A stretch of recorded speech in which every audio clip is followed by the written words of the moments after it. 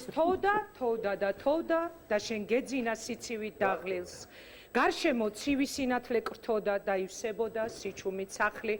ხედავდი ჩემს ლანს საწოლთან დახრის და ჭრდილი დახრილ კედელზე თრთოდა, შენ კი გეძინა ყველაფრით დაღლილს. გარეთ კი თოვდა და შენი ტანი გრძელი და თხელი მკვეთრი ხაზებით მოჩანდა ბნელში და შენი ხელი გამხდარი ხელი მკვდარი ჩიტივით მეჭირა ხელში. გარეთ კი თოვდა. თუ წარმოიდგენ ქალბატონო ხათუნა ვისი ლექსი შეიძლება ეს იყოს. წიგნი თუ არ დაინახეთ, თუ დაინახეთ არ მითხრა. აი ბატონმა შალვამ გითხრა, საბა ვისი ლექსი იყო? რა ვიცი, მე პოეზიაში სუსტად ვერ ყვევი, მაგრამ მაგარი პოეტია, ვინც ეს დაწერა. ვინც არის მაგარი? კარგით, აი ამ ლექსის ავტორი გარეთ კი თოვდა და შენ გეძინა სიცივი დაღლის. არის ადამიანი, რომელიც ყველაზე აგრესიული განცხადებებით გამოიჩევა. პოეტი რეზო ამაშუკელი გვერდება პირდაპირ. საღამო მშვიდობის ბატონო რეზო. ამ ლექსს ეხლა როცა ვკითხულობდი, პირველი კითხვა ბუნებრივია ეს უნდა დაისვას აქედან. აი ასეთ ლექსს რომ კაცი დაწერს. მერე ისეთი რადიკალური განცხადებები, როგორიც თქვენგან მოდის ხოლმე, როგორ დაუკავშიროთ ერთმანეთს? მე მგონი მაქვს იმის იმედი, რომ არ გამაწყვეტინებ. არა, გისმენ. ხო. ცოტა შორიდან დავიწყებ. თელიუბედურება იმაშია, რომ არა მგონია, რომ ვინც მე ადრე მიცნობდა და ვინც ახლოს მიცნობს, წარმოიდგინოს, რომ მე ისეთი მონსტრი ვარ, როგორც ბევრს გონია მაგ დარბაზში და საერთოდ საქართველოში. მაგრამ ეს როგორც მან თქვა, აი შალვამ თქვა, ეს დიდი ხნის ამბავია, ეს ეხლა ასე არ არის. მე გული მწყდება, რომ ზოგიერთ თქვენ კოლეგას და ზოგიერთ ექსპერტს უნდა რომ ეს ყველაფერი მონათლოს როგორც ქართული ფენომენი. და ზოგიერთს ისე რა ქვია, ოტელო კახელი გონია და დონ ხოზე ისე იმერელი. ესე არ არის, უნდა დავფიქრდეთ ჩვენ, გასაკვირველია, კატეგორიულად ვემიჯნები მე, არავის მოკვლის უფლება არ აქვს. გამორიცხულია ეს, თავიდან ბოლომდე, რა მიზეზიც არ უნდა იყოს. რა შეეხება ჩემ აგრესიას, მე პასუხობ იმას, რაც მივიღე, რაც ჩემსკენ იყო მომართული, ამ წლების მანძილზე. და ნება მომეცით, ეხლა არ გამაწყვეტინოთ, ესე იგი, როცა აგრესიაზეა ლაპარაკი და ძალიან ბევრს უკვირს, საიდან მოვიდა ეს, მეკითხებით ეხლა, ჩემი თავარი სამიზნე, იცით, ვინც არის და რაც არის. ზოგს ზუზუ მოაჭამა, ზოგს ფეხი მოტეხა, ზოგს ერთი წამით. არა, ნუ ამ ტონალობაში არ გვინდა თქო, თორე თქვენი სათქმელი აბა რომელ ტონალობაშია, სიმართლეს არ მალაპარაკეთ, რაზე დამიჯახეთ მაშინ. ბატორეზო. ზოგს სკუტერი დააჯახა, ზოგს თანაგუნდელების მეუღლეს მიაც ყველაფერი იწყებოდა იქიდან, რომ 9 წლის მანძილზე ძალადობის მეტი ვეარაფერი. ჩემი გესმით ბატონეზო შალვა. დაიწერეს გულზე. ბატონეზო, გესმით ჩემი შალვა. კი, მოგესალმებით. მირეკავთ ხოლმე ხანდახან და ამბობთ რომ კარგი ბიჭი ვარ და კარგი ჟურნალისტი. ხო ასეა?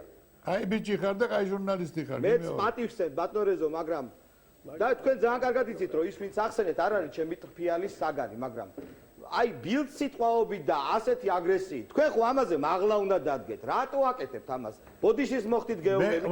არ მევასება. ნუ შენ და გევასება და რა არ გევასება, მე გეპასუხებ ამ ერთი წამი.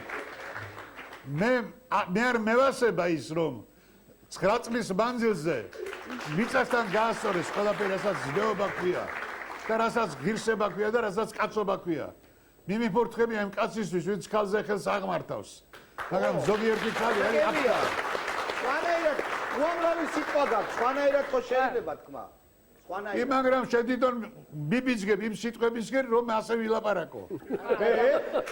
გადაედოს.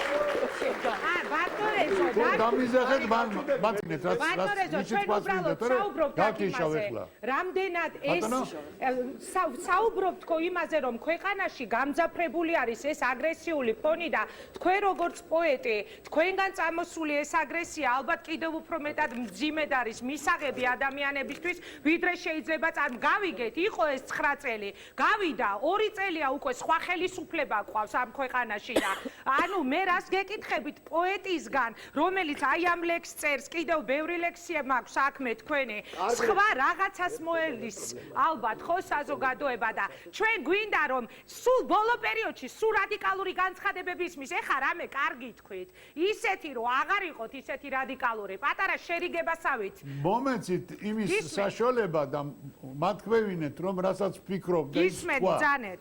პირი დაღებული არ მქონდა რომ თავს დამესხით. ცოტა ძნელი საომარი ვარ მე და დამივიდეთ ყური. არა, არ გეომები. პირველად ერთი წამით. როდესაც საქართველოში პირველად გავიგე რომ არის უპატრონო მოხუცების სახლი, ახალგაზრდა ვიყავი ძალიან, 9-9-მლით ვიტირე. გუშინ მე რუსთავიორს პატივს არ ავცემ, ვაღიარებ პირდაპირ და ვისაც უნდა ეწყიროს ცივიწყალი დააყოლოს. ჩვენ ვცემთ ყველა დამირეკეს და კოლეგას მითხრეს რომ პატივს ვიღაც ქალი მღერის არაჩვეულებრივად. და როდესაც ამ ქალმა იმღერა და დარბაზმა დაიწყო ტირილი და მეც ვიტირე. მე გამიჩნდა იმედი რომ სიკეთე არსებობს ამ ქვეყანაზე და ანუ ადამიანების უყურებთ დამოკიდებულება. რუსთავიორს, აგინებთ, მაგრამ უყურებთ მაინც, ხო? დამირეკეს და მითხრეს რომ ქალი მღერის არაჩვეულებრივად. თორე მე იმის სანახავად არ დამირეკია იქა, გაბუნია სანახავად. დამინახავს. უკაცრავა ეხლა დამივიდეთ ძალიან ყური. არა გავაპროტესტებ ხა ამ ტონალობაში ნუ ისაუბრებ. ჩემს კოლეგაზე არ გავაგრძელოთ საუბარი, გისმენთ? აბა მაგ კოლეგებისგან არის მთელი ჩემი აგრესია დაგროვილი რაც არის ჩემში. ასე იყო მთელი ცხოვრება. მე მოვყვე ხლა გუშინ რა განაცხადეს მასე მაესტროზე წააგეს, წავიდნენ უკვე ეგენი. წააგეს, ისტორიას მიებარნენ ეგენი. ვინც მე და თქვენ არ ბატონო, მოგწონს. მაგრამ შალვა გენაცვალე ხო უნდა იყოს, ხო იგივე ჟურნალისტ, ხო უნდა კონდეს, ხო უნდა იგზნობოდეს, რომ მასში არის ადამიანური სითბო და არა ჩასაფრება, რასაც მე ყოველ წუთში ვფიქრობ და ვხედავ. ჩემგან ეხლა ვერ გამოძერწავთ უკვე და გათავდა ჩემი ცხოვრება, იმდენი ლანძღვა მივიღე მე ჩემ ცხოვრებაში, რომ ეს დაგროვდა ჩემში და მე ვერ ვაპატიებ ვერავის იმას, რაც მოხდა ჩემ ქვეყანაში და ყველა მონა ვეცადოთ რა საკვირველია რომ აღდეს ეს ურთიერთობა, აღარ მესმის ქალაქში გეთაყვა, პატივისცემა, გახსოვთ რა შოუები იყო? გამოვიდოდა პატარა ბავშვი და ბაბუას მამამის დიდი ტორტის დაჭერს ჩაათხლიშავდა სახეში და იცინოდნენ ამაზე. არ ადგე შენ არ დაუთმო იმას, რა ქვია, ორსულ ქალს. იმიტომ გადახტილი გაქვს. ეს სახელმწიფო პოლიტიკა იყო. ასე იყო ესა. და ნუ დავხუჭავთ თვალს ჩვენ ყველაფერზე. ჩვენ ჩემგან გინდათ ეხლა გამოვიყონოთ ის მონანიე რეზო ამაშუგელი. არა, ჩვენ გვინდა უბრალოდ ბევრი რამე მოვინანიე მე ჩემ ცხოვრებაში. ძალიან ბევრი რომელიც არ უნდა მომენანიებია, მაგრამ ქვეყანა სჭირდებოდა ასე. და კიდე უკან დახევა შემიძლია, მაგრამ მე ვერავის ვერ ვაპატიებ. მე მართლმადიდებელი ვარ და ვერ ვაპატიებ ვერავის, რომ ეს აგრესია დააბრალოს ეკლესიას. მოუზომოთ საუბრები და ტელევიზიას უნდა შეძლოს საზოგადოებრივი აზრის შექმნა და არა ის რომ სამოქალაქო ომი დაიწყოს ტელევიზიებიდან. დიდი მადლობა, ძალიან დიდი მადლობა, ეს იყო რეზო ამაშუკელი.